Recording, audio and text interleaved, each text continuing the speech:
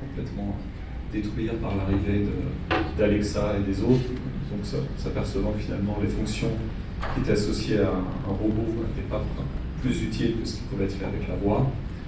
Les autres, c'est un robot qui plie le linge, un truc très compliqué à faire en robotique, donc il devait moins de 100 millions, puis bon, j'en étais là. Quelques exemples. Il y en a d'autres qui par contre marchent. Là j'ai une liste un peu à rallonge de boîtes plutôt hardware, mais dans un bon nombre sur le site tech, entre l'impression 3D de métal et d'autres, des smart glass, des smart windows plutôt, des drones et autres, des véhicules autonomes. On voit une dominance quand même de B2B là-dedans. Et que les tendances qui étaient très à la mode il y a 5 ans, en ce qui est wearables, les drones, l'impression 3D, ont aussi réussi à faire naître des licornes. Un petit slide sur SoftBank qui investit des énormes chèques, comme chacun sait. C'est intéressant de regarder dans le portfolio et de s'apercevoir qu'il y a quand même un certain nombre dans la deep tech, un nombre assez conséquent. Avec donc 6 milliards investis, je pense pas plus les co-investisseurs, mais bon, c'est assez intéressant. D'ailleurs, pour l'anecdote, GetAround, qui a racheté Drivey pour 300 millions en cash et stock, c'est grâce aux 300 millions que SoftBank avait investi peu de temps avant.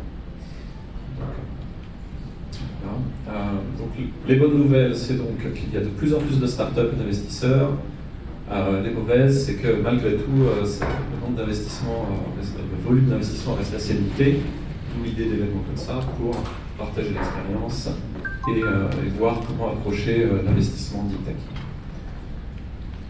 Donc je vais partager quelques idées de comment nous on regarde ce type d'investissement.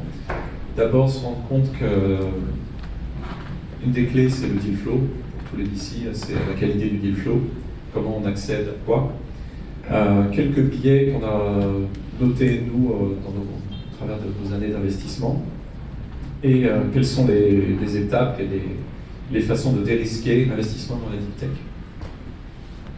Donc déjà, se rendre compte que dans le deal flow, quand on investit comme nous en pre-seed, on est avant les tendances. Donc si c'est quelque chose qui est déjà mentionné dans les médias, c'est probablement trop tard pour nous. Donc on est un peu obligé de voir le futur, de prendre des paris sur le futur.